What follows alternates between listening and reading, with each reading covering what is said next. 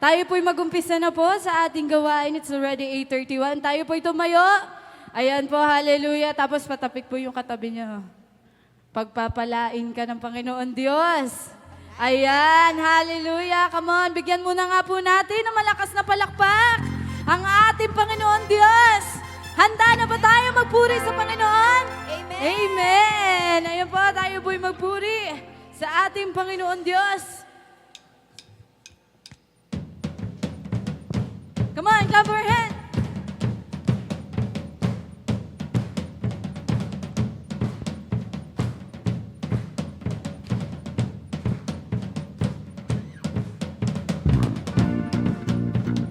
Hallelujah. Sige po, tayo po'y magsaya at magalak sa presensya ng ating Panginoon Diyos. Marami mang nagbago, ngunit iyang pag-ibig mo, Jesus. Ikaw ang katiyakan, ako'y magtitiwala, ikaw ang pag-asa. Tatahakin ang landas nang ika'y kasama ko. Sa araw na to, sa araw na to,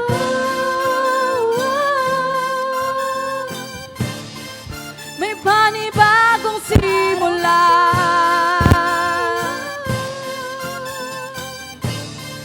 May bagong kabanata, may lakas na hanapin ang bukas. Kabutihan mo'y panghawakan ko, may panibagong simula. Oh, come on!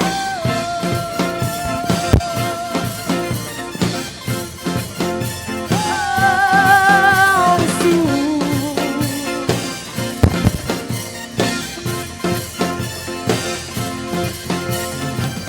Habang patungo sa bagong bagay na iyong ginagawa, makapangyarihan ka, Jesus. Ikaw ang pag-asa, tatahakin ang landas nang ika'y kasama ko. Sa araw na to,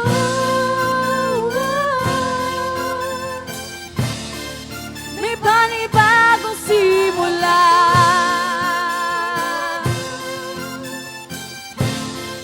May bagong kabanata,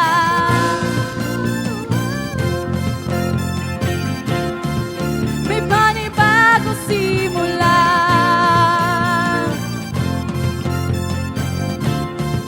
May bagong kabanata, may lakas na hanapin ang bukas.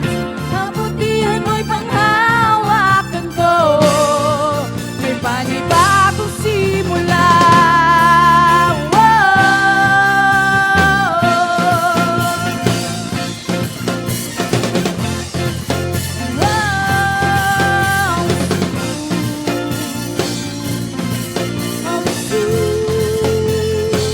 Come on, sabay-sabay po tayo. Higit pa sa nalalaman, higit pa sa naisip, higit pa sa aming hiling, ang kaya mong gawin. Higit pa sa nalalaman, higit pa sa naisip, higit pa sa aming hiling, ang kaya mong gawin. Higit pa sa nalalaman, higit pa sa naisip, higit pa sa aming hiling, ang kaya mong gawin. Higit pa! Higit pa sa nalalaman, higit pa! Higit pa sa aming hiling, ang kaya mong gawin. Come on, everybody sing! Yes, hallelujah!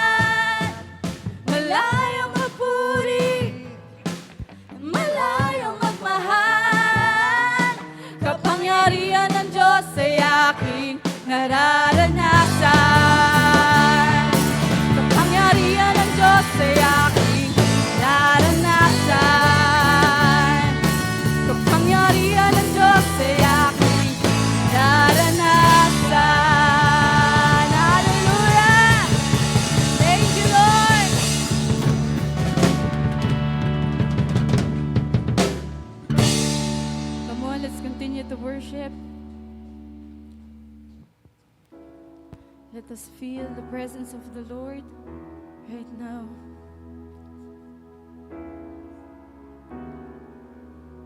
This Holy Week, let us remind that Jesus died on the cross for us. Binigay niya yung buhay niya para sa atin, para maligtas. Come on, let us feel the presence of the Lord. Pwede mong kausapin ng Panginoon Diyos. I-surrender ang lahat sa Kanya. Napako siya sa krus, bit-bit, yung mabigat na kahoy. Para sa atin. Come on, let's continue to worship. Ibinigay mo ang buhay mo. Ika'y pinako doon sa krus. Ako'y pinatawad ng iyong awat biyaya. Ikaw ang kayamanan ko, tanging dahilan ng buhay ko. Sa Diyos na karapat-dapat, buhay ko'y iaalay. Come on, sing. Papuri sa kataas na asan, papuri sa aking tagapagligtas. Purihin ka, Jesus, Hari ng langit, Hari ng buhay ko.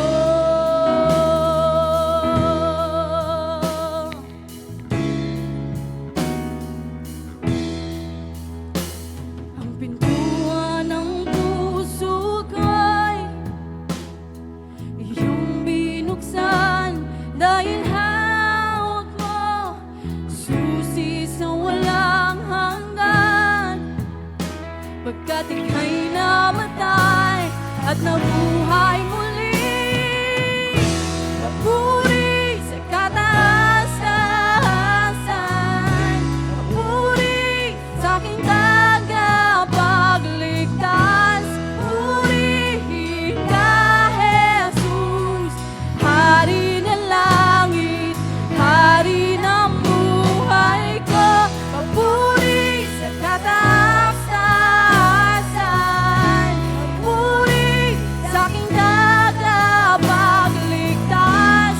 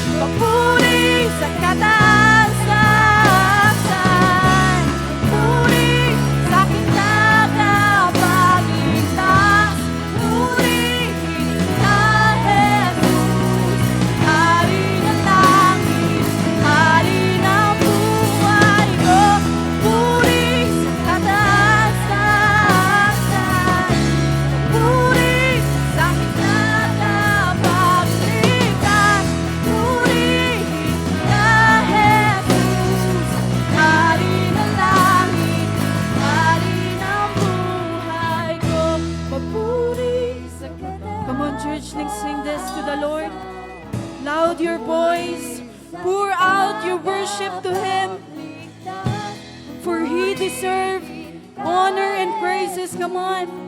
Hari ng langit, Hari ng buhay ko, papuri sa kataas-taasan mo, sa kitagarin ka. Hari ng langit, Hari ng buhay ko.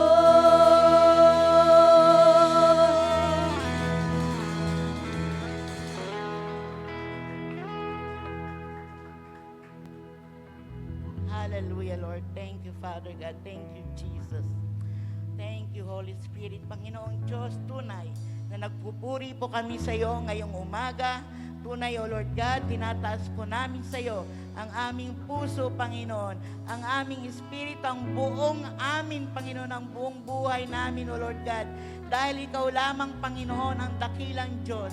Ikaw lamang ang aming tagapagligtas, Panginoon. At walang pangalan sa ilalim ng langit, Panginoon, na ibinigay sa amin, kundi ang pangalan na makapangyarihan ng aming Panginoong Jesus, O Lord God. Kaya, Lord, sa umagang ito, Panginoon, buong puso, buong kaluluwa, Panginoon, inaalay po namin na ang aming mga sarili, Panginoon, upang, Lord, makinig ng iyong salita, Panginoon. Lord, tunay nga, O Diyos, itago mo po ako sa iyong likuran, Panginoon.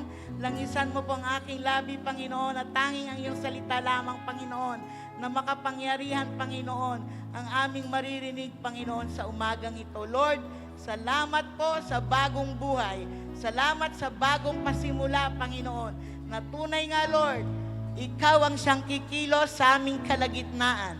Ikaw, banal na Espiritu, Panginoon, ang siyang gagalaw, Panginoon, ang siyang hihipo, Panginoon, sa puso ng bawat isa, Panginoon.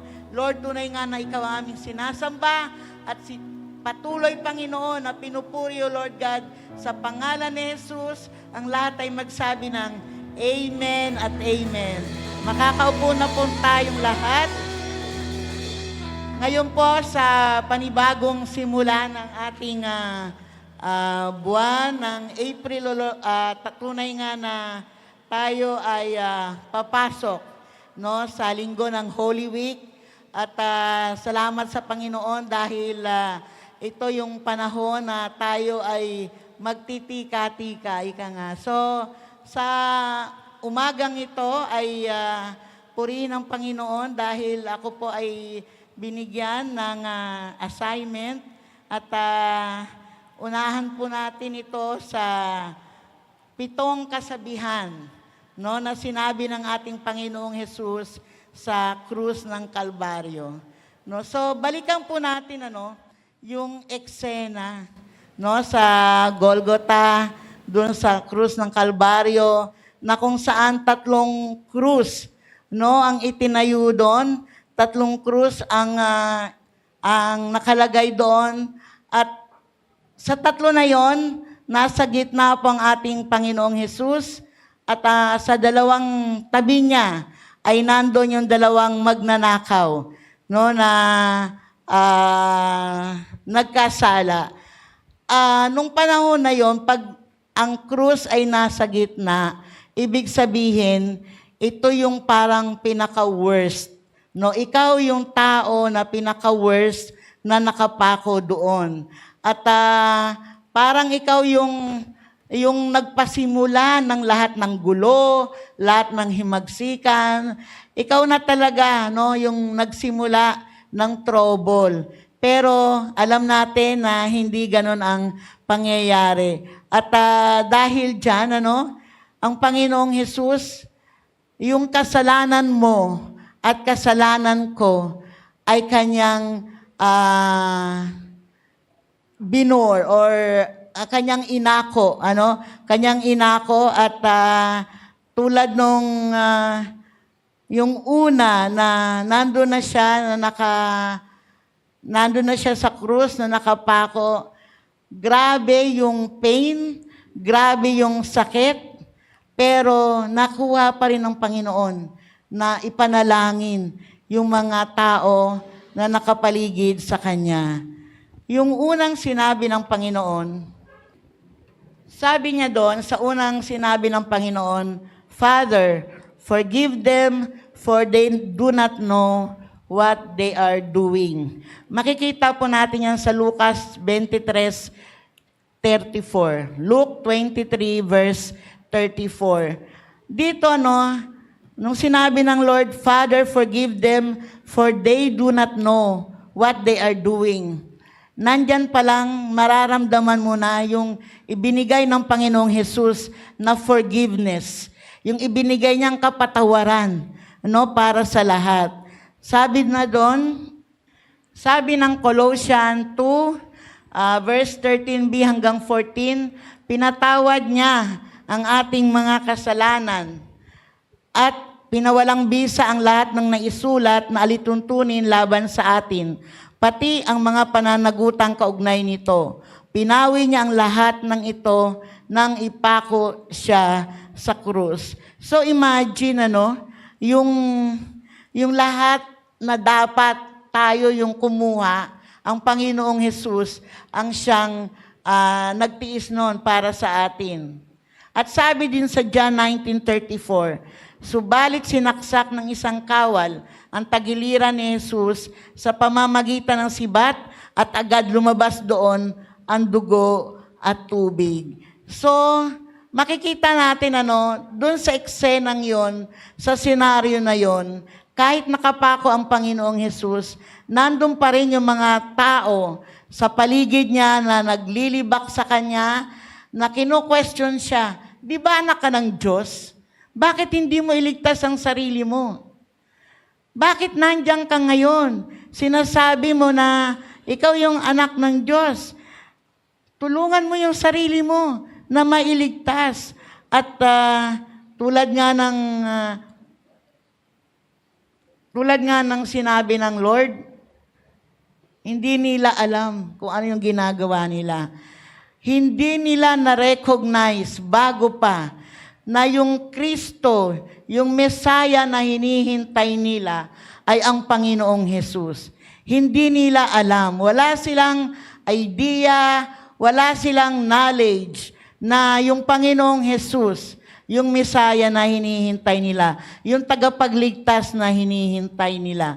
At dahil dyan, nung nakita nila na siya talaga yung may kasalanan, ginawa nila ng paraan para siya ay maipako sa krus. There are 7 words, 7 last words, 7 sayings, pero 4 lang po ang ating pag-aaralan ngayong araw na ito. At yung 3 po ay sa susunod na linggo ni Pastora Jenny. Sabi dun sa pangalawang salita ng Lord, truly I tell you the truth. Today, you will be with me in paradise.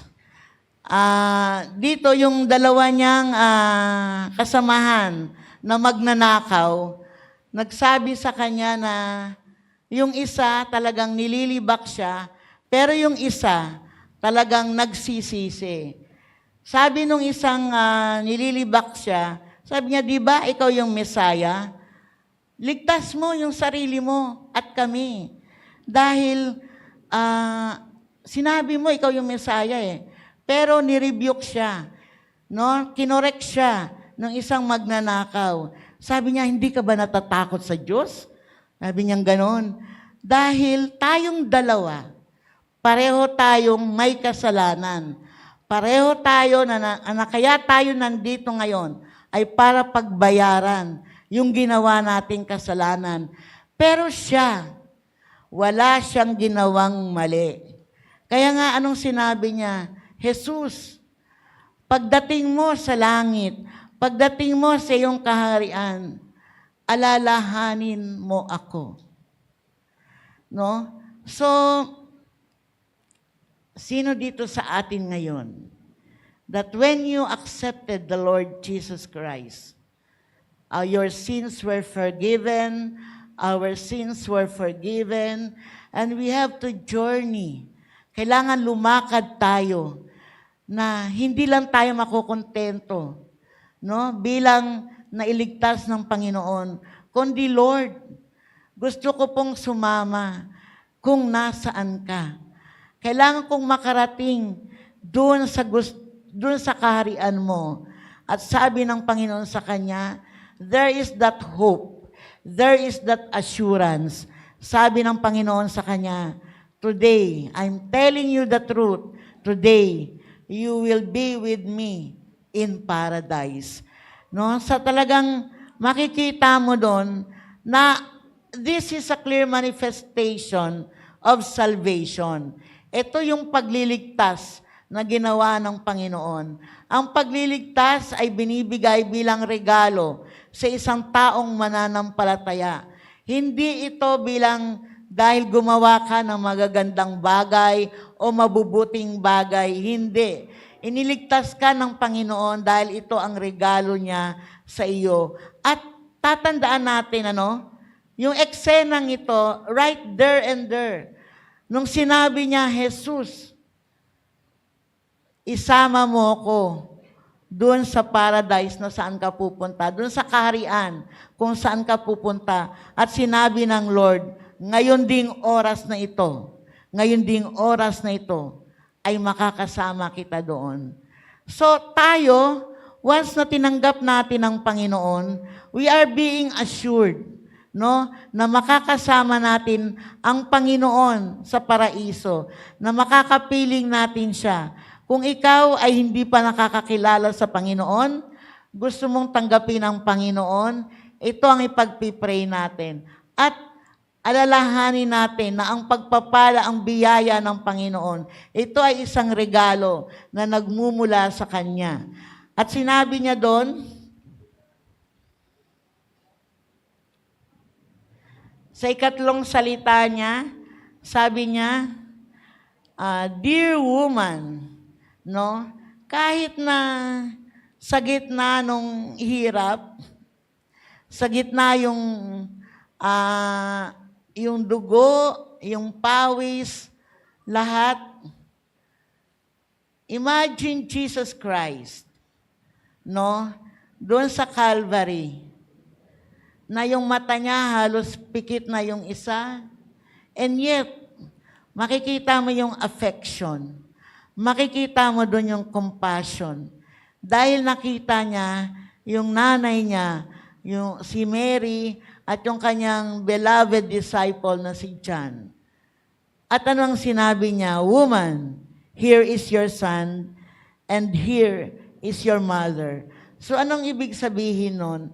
That in spite of his agony, that in spite of his suffering, nandun, iiwanan ko yung nanay ko, mamamatay ako, iiwanan ko yung nanay ko, at kailangan may mag-alaga sa kanya, may mag-care sa kanya. At sinabi niya doon kay John na dahil siya yung pinagkakatiwalaan ni Jesus, siya lang yung pwedeng mag-alaga doon sa nanay niya. Tayo, in spite of all the sufferings, pressures, I don't know what are you going through right now. If there are problems, trials, sufferings, how do we appreciate? How do we value the people around us? The people that in one time or the other, pwede ngayon, may problema kayo sa relationship ng pamilya mo, ng asawa mo, ng anak mo, ng kapatid mo, o kung sinong mahal mo sa buhay, pwede ngayon nagkakaroon kayo ng problema. Pero, ano ang mas matimbang? Yung sama mo ng loob sa Kanya? O yung pagmamalasakit? Yung pagmamahal? When ikaw lang yung taong pwedeng gumawa nun sa Kanya. So, remember, yung mga kabataan dito, yung mga magulang dito, mga lola at lolo, we don't despise yung ating relationship with other people. We don't despise kahit BFF natin yan. may ginawa silang kasalanan sa atin, sino tayo para hindi magpatawad? And in this season, let us remember that forgiveness is essential. Paano tayo patatawarin kung hindi tayo marunong magpatawad? Paano tayo, no? Kung kailangan nating mahalin yung sarili natin muna, paano natin ma-share yung pagmamahal na yon kung wala tayo, kung kapos tayo, kung hindi tayo marunong magmahal? No? And only God can supply that love. Only God can supply that forgiveness in your heart. No? Kaya nga napakahalaga na alalahanin natin sa mga oras na ito, meron ba akong nasaktan na tao? Meron pa ba akong hindi napapatawad? Meron ba akong magkasama nga kami sa bahay? Hindi naman kami nagpapansinan. Hindi naman kami nag-uusap. Parang wala lang. Parang bato lang kami sa isa't isa. Now, it's the time for reconciliation. Now, it's the day, no? Para iwaglit mo yan, alisin mo yan, kalimutan mo yan. And mahirap gawin yon na magpakumbaba. Mahirap gawin na ikaw ay parang, ako nga yung nanay, anak ko lang siya eh. Bakit ako uuna? Pero hindi ganun eh. Bilang Kristiyano na tumanggap sa Panginoon, na nakakarinig ng salita ng Panginoon, walang edad, walang posisyon na pinipili ang pagpapatawad, ang pagbibigay, no? Ang pagbibigay ng pag-aaruga mo, ng pagmamahal mo sa isang tao. Paano mo mamahalin ang isang taong hindi ka ibig-ibig? Remember that God, that Jesus Christ, when He died on the cross, He took with Him our sins. Dapat tayo nakapako eh. Pero hindi. God took our sins for Him to bear. Para tayo ay makalapit sa Diyos Ama. Para tayo ay magkaroon ng buhay na walang hanggan. And now, no, wag nating ipagdamot kung tayo rin lang yung taong pwedeng sumagot, no, sa paghihirap ng ibang tao. Alam niyo yun, minsan, talagang it really take heart, minsan akala mo, okay lang yung taong kausap mo. Okay lang yung taong kaharap mo. Pero hindi mo alam na sa likod ng kanyang mga ngiti, nandun yung paghihirap ng kanyang kalooban. Because meron pa siyang unsettled problem, unsettled business na kung alam mo lang na nagtatampo ako sa'yo, kung alam mo lang na masama ang loob ko, no? So, these are the times that, of course, not only because this is Holy Week, but we need to be reminded, no, na ang Panginoong Jesus ay sobra yung pagmamahal niya sa atin, sobra yung pag-aalaga niya sa atin. At yan ay pinakita niya dahil yung ina niya ay gusto niyang iwanan ng maayos, no? Gusto niya pag namatay siya, nasa mabuting kamay, no, ang kanyang ina. So, di ba tayo rin as parents, gusto natin, kaya nga inaayos natin ang buhay ng mga anak natin. Hanggat maaari, tinuturuan natin yung mga anak natin na mahalin ang Panginoon, mahalin ang kapwa, tinuturo natin ang lahat ng mabubuti.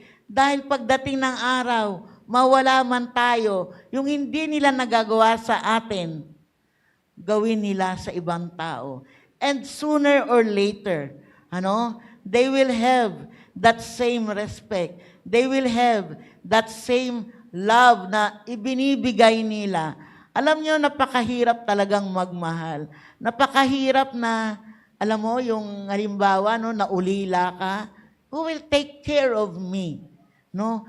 Sino yung next family ko? No? Pagka wala kang magulang, wala yung nanay mo, wala yung tatay mo, or OFW ang magulang mo, or nalayo ka sa mga magulang mo, ang hirap nun. There is that feeling na you need to be attached to someone else. You need to be loved. No? Kaya wag nating ipagdamot yung ganong pagmamahal. Ano? At dito malalaman natin na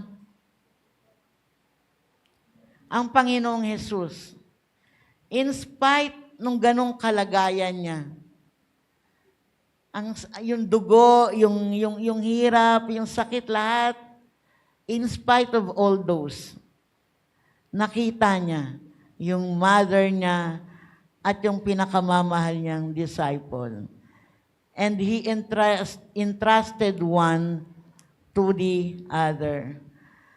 On our last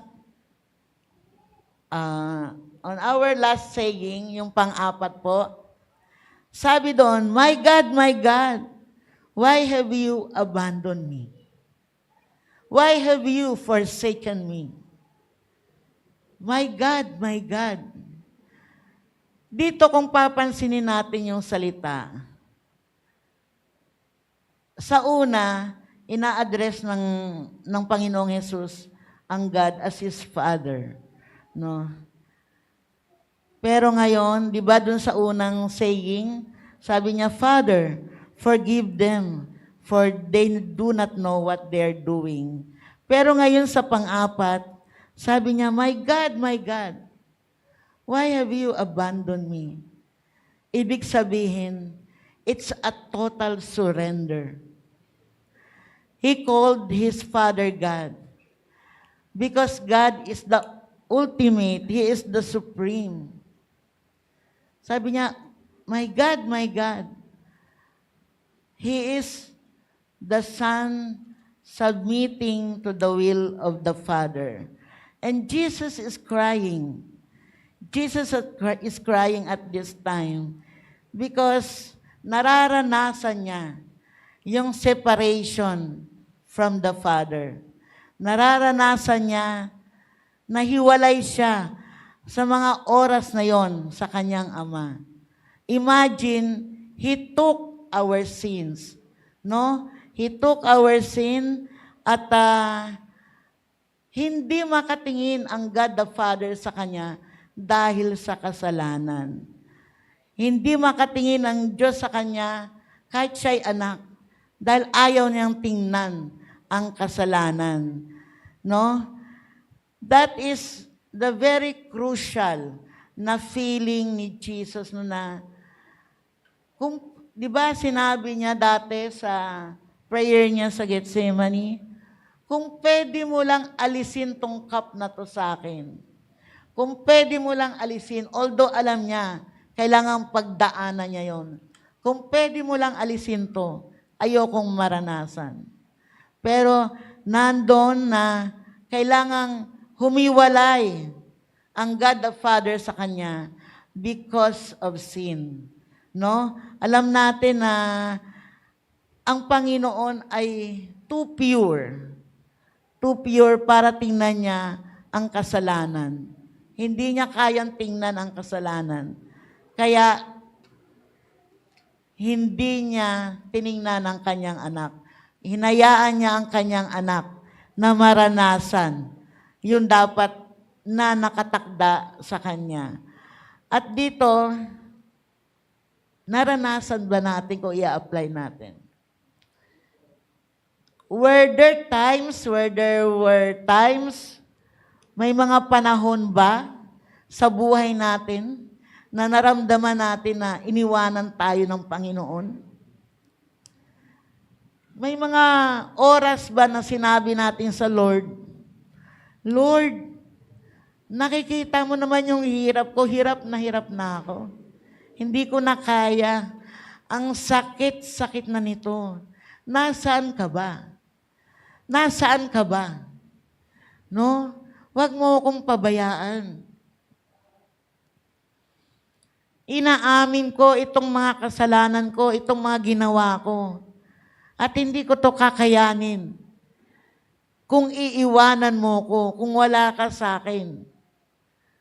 Iiyak ka, luluhod ka, tutulo yung pawis mo, yung sipon mo, dahil you need to feel the presence of God. May mga panahon ba na hindi natin maramdaman ang presensya ng Panginoon? May mga panahon ba na feeling mo mag-isa ka lang? Feeling mo, ikaw lang lahat may pasan. Bless your heart. Kasi yun yung oras. Yun yung oras na gustong iparamdam ng Panginoon sa atin na kailangan bumalik tayo sa Kanya, na kailangan bumalik tayo sa presensya ng Panginoon. Na dati kasi, ang tinitingnan natin, yung kaya nating gawin. Yung lakas natin, kaya ko to, magagawa ko to, dati ko nang ginawa to eh. Pero God will put you in a situation na pag mataas ka na, pag nakalimutan mo na siya, He will allow situations in our life para bumalik tayo sa Kanya.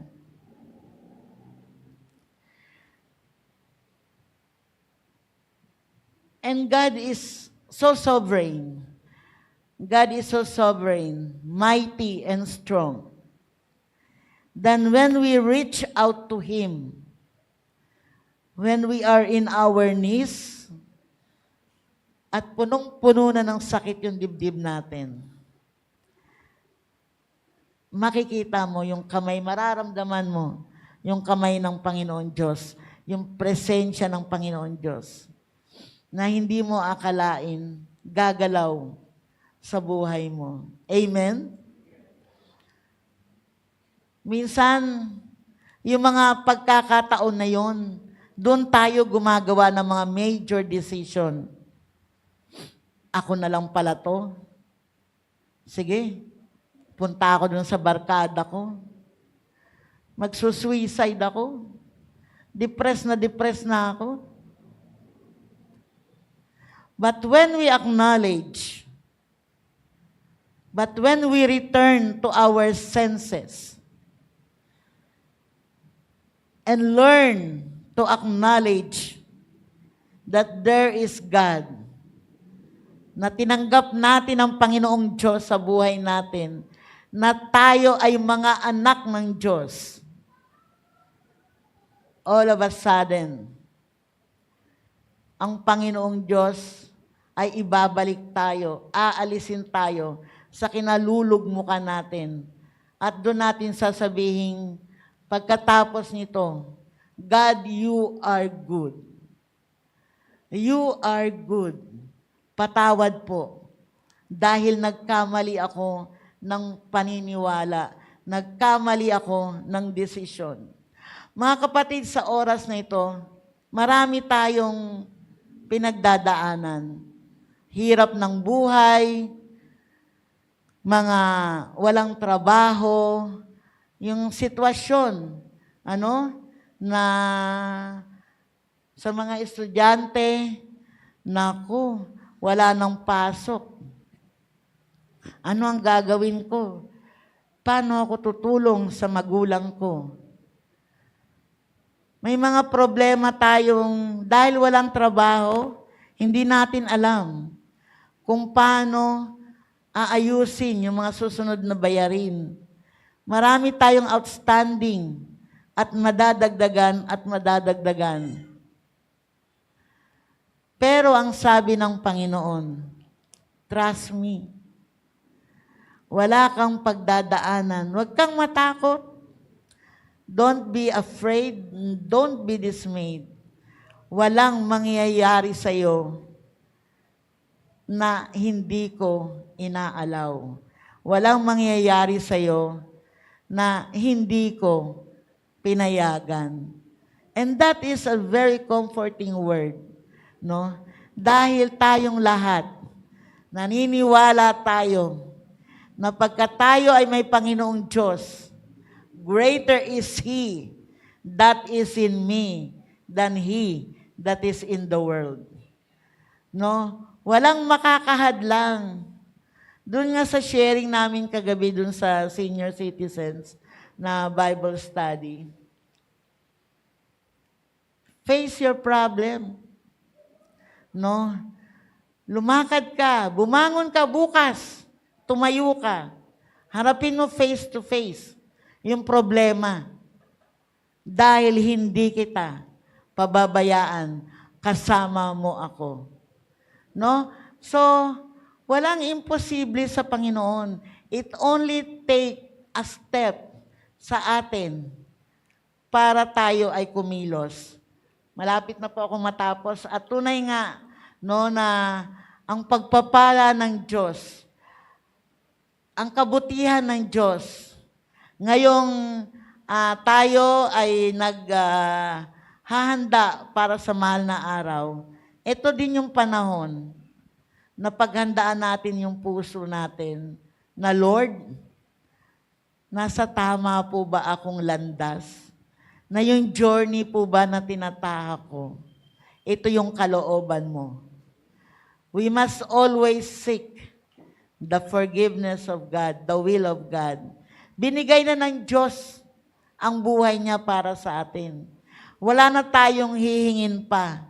Dahil dun sa krus ng Kalbaryo, kasama ng kasalanan natin, kasama rin na ipako ang lahat ng ating mga karamdaman, ang lahat ng ating sakit, ang lahat ng ating problema, ang lahat ng ating kawalan. Kaya wala tayong pwede, no? Na ibalik sa Panginoon para, Lord, bakit ako nagdaranas ng ganito? Just look at the power of the cross and the one na nakapako doon pagkatapos ng 3 araw, no? Nabuhay na maguli, nasa luklukan ng Diyos Ama, and waiting for us, waiting, no, for the rapture, para tayo makasama niya. So, ano man yung pinagdadaanan natin, let us look back at the cross. The cross that gives us the strength. The cross that gives us the power to stay focused on God. The cross that will never be removed in our life. Because there were a day ng ating Panginoong Jesus ay naroon para sa atin. Tumayo po tayong lahat.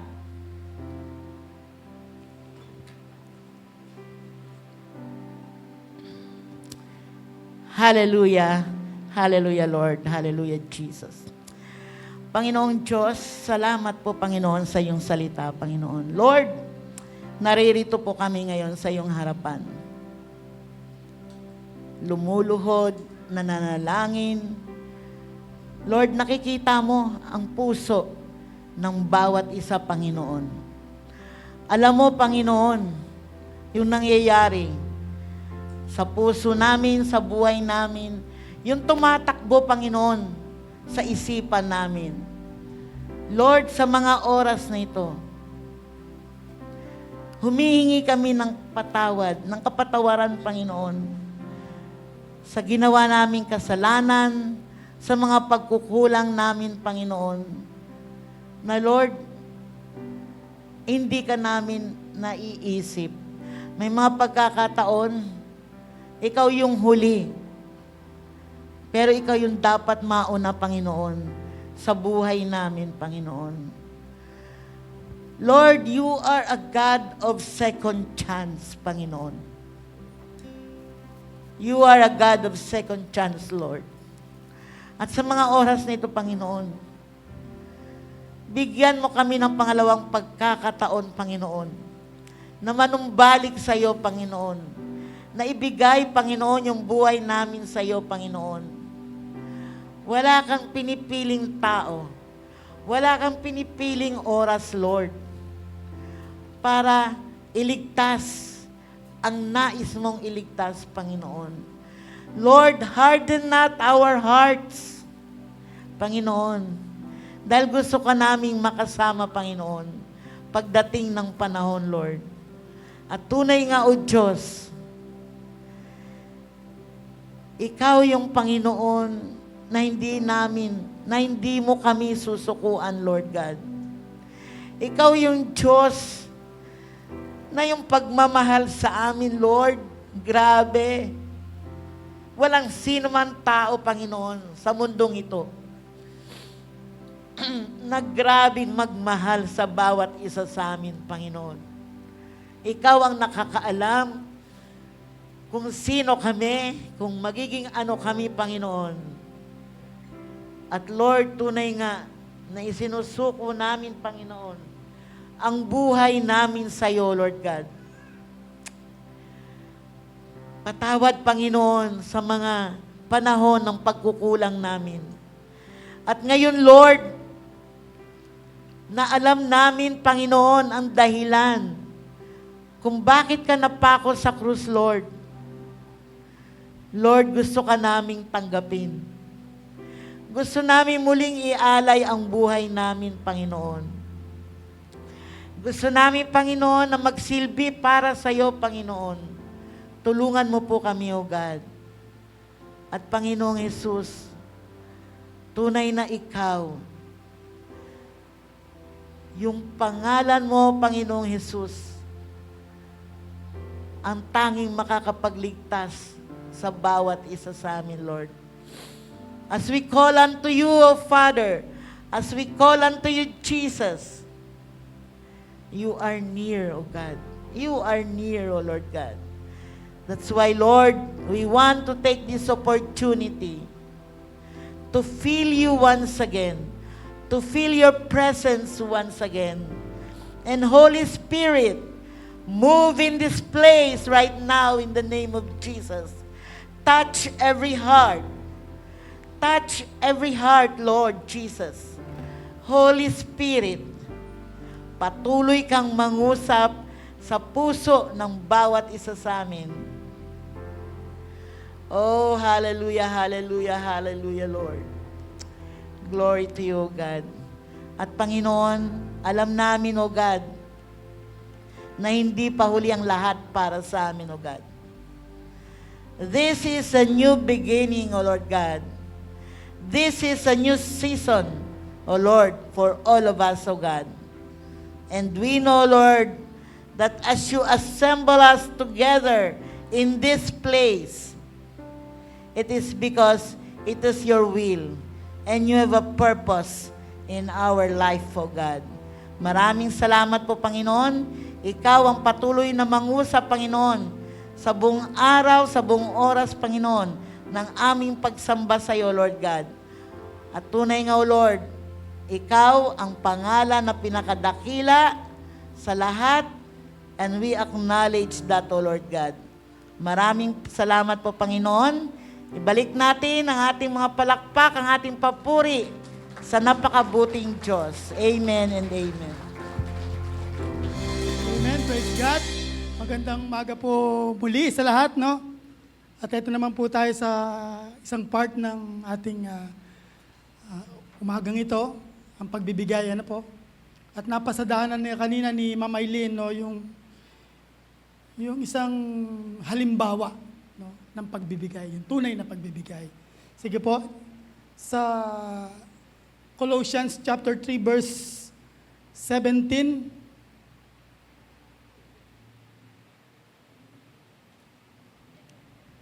yan. Sabi diyan, no? And whatever you do, whether in word or deeds, do it all in the name of the Lord Jesus, giving thanks to God, the Father, through Him. Ang Diyos po magpapala sa pagbabasa ng kanyang banal at makapangyarihan salita. Ano po? Sabi po diyan, no? Tinutukoy nito na ating gawa or salita should be done in the name of our Lord Jesus Christ. No? Tulad nga nung ginawa ng Panginoong Hesus, ito yung ating sineselebrate, no, sa buwan nito. na siya yung nagbigay, no? At doon sa kanyang pagbibigay, hindi siya kahit kailan nagbigay na merong inaasahang balik.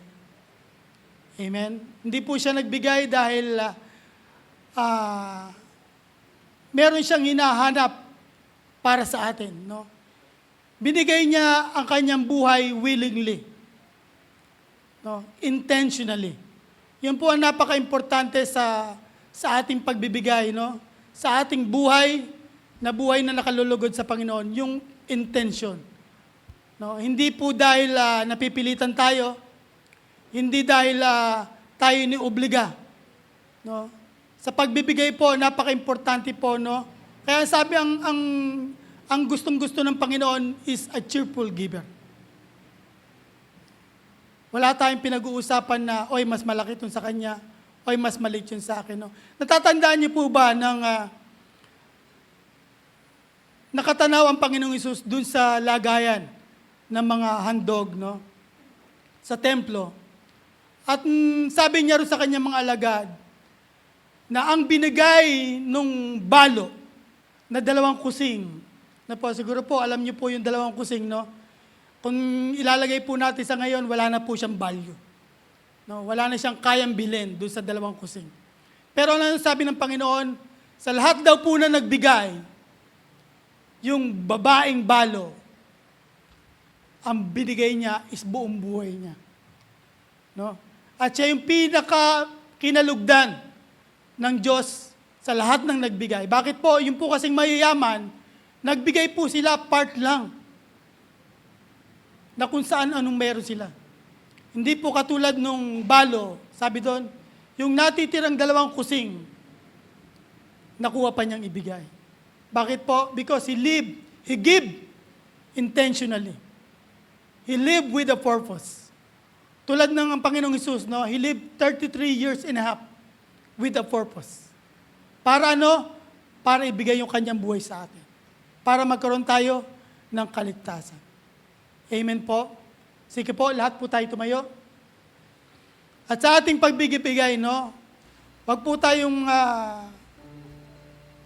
nagbibigay na merong yung hinanakit, no po? Ibigay natin to dahil bakit? Kung tinatanggap natin ang isang salita ng Panginoon na ang lahat ng bagay is sa Kanya, no, makakapagbigay po tayo ng maluwag. Amen. At lagi natin tatandaan, ito yung bunsod, no? Yung ating pagbibigay, ito yung bunsod ng tinatawag nating iniibig natin ng Diyos. Amen. Sige po, lahat po tayo yumuko at ipag-pray natin yung ating tithes and offering. Dahil sa pagbibigay natin, siya yung unang nagbigay. Amen. Hallelujah. Praise you God. Praise you Jesus. Praise you Holy Spirit. Diyos po naming banal na makapangyarihan sa lahat. Sa aming pagbibigay, makita mo, Lord, ang aming puso na bukal sa aming ginagawang ito, Lord. Dahil alam po namin lahat ng bagay is galing sa iyo. At mas marami ka pang ibibigay sa amin. Alam po namin yan. Dahil ikaw yung Diyos na umibig sa amin. Kahit sa kabila ng aming kasalanan, binigay mo ang iyong buhay para magkaroon kami ng kapatawaran, magkaroon kami ng buhay na walang hanggan. Salamat, Lord, sa blessing na ipinagkaloob mo sa amin every week. At ito kami ngayon, Lord, nagkakaloob kami bunsod ng pag-ibig namin sa iyo. Salamat sa lahat-lahat. Dalangin ko din, Lord, na ikaw muli ang mag-provide ng lahat ng aming kakailanganin sa darating na buong linggo ng aming buhay, O Lord. Maging kalakasan, maging talino, ipagkaloob mo sa amin, O Lord. Para sa gayon, next week, masaya, may kagalakan kaming muli. Dumako sa lugar na to para ikaw ibigyan ng papuri at handog, O Lord. Salamat sa lahat-lahat. Napakabuti mo. To you all the glory, honor, and praise. In Jesus' name, we pray with thanksgiving. Amen. Amen. Kaya tayo po umawit sa ating Panginoon. Pwede na po tayo magkaloob.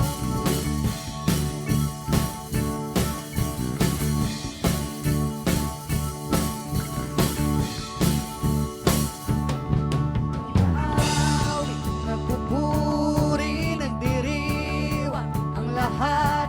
Papuri kay Yahweh, Yahweh, Yahweh. Lumalapit sa presensya mo, nagpupuga ang lahat. Papuri kay Yahweh, Yahweh, Yahweh. Sa lahat ng oras, sa bawat araw, pinupuri at sinasamba. Ikaw ang tunay na Diyos, hari ng mga hari, kapag kailanman, hindi nagbabago. Ikaw ang tunay na Diyos, hari ng mga hari, kapag kailanman, hindi nagbabago. Ikaw ang tunay na Diyos, hari ng mga hari, kapag kailanman, hindi nagbabago. Si Yahweh ang ating Diyos. Si Yahweh ang ating Diyos. Si Yahweh ang ating Diyos.